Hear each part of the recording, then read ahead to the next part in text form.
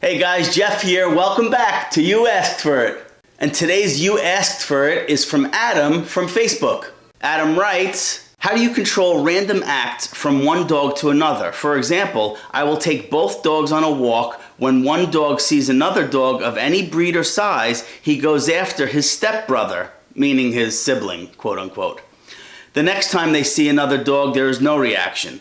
Totally random, and I can't see any unusual behavior prior to these random little acts. He can walk by 10 dogs and have no reaction, and then the next dog sets him off.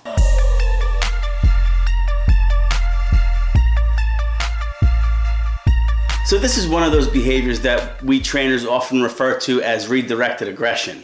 And I hate to use the A word, but for descriptive purposes, we'll just call it redirected aggression. Because in reality, it could just be like anxiety in a social situation that's causing this behavior to crop up in the dog, and it's not necessarily aggression.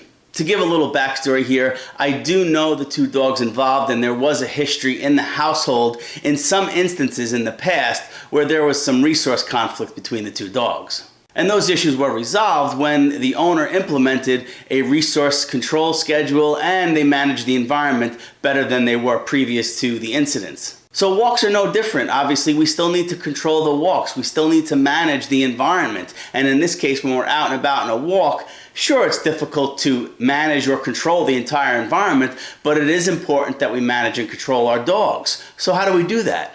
Well, anyone who's seen any of my other videos on progression and socialization and reliability, I say the same thing over and over again. You start simple, right? You can't run before you can walk. It's that simple. So what Adam needs to do is he needs to take one dog out at a time, right? And he needs to walk the dogs individually so he could work on the dog's individual behaviors and his handling of each dog in various environments. As each dog gets more reliable on their walks, then we start incorporating walking both dogs together and introducing triggers or stimuli to the dogs to try and isolate what is exactly setting the dog off. You'd be surprised sometimes when we separate dogs from a situation and we work them individually, we can really make some serious progress with training, especially on walks in social situations. And Adam had mentioned that he doesn't see any signs beforehand. And I mean, I gotta be honest, if you're just a regular dog owner and you're walking two dogs and you're not versed in,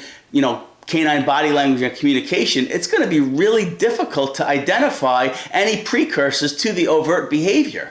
You're concerned on handling two dogs individually. You're worried about the leash. You're worried about the dog's position. You might be surveying the environment. You're not taking notice of any body language signals that could be going on beforehand. And that's why it's very important that we work one dog at a time. And Adam references 10 walks, how 9 can go good, and then the 10th one goes to crap, right?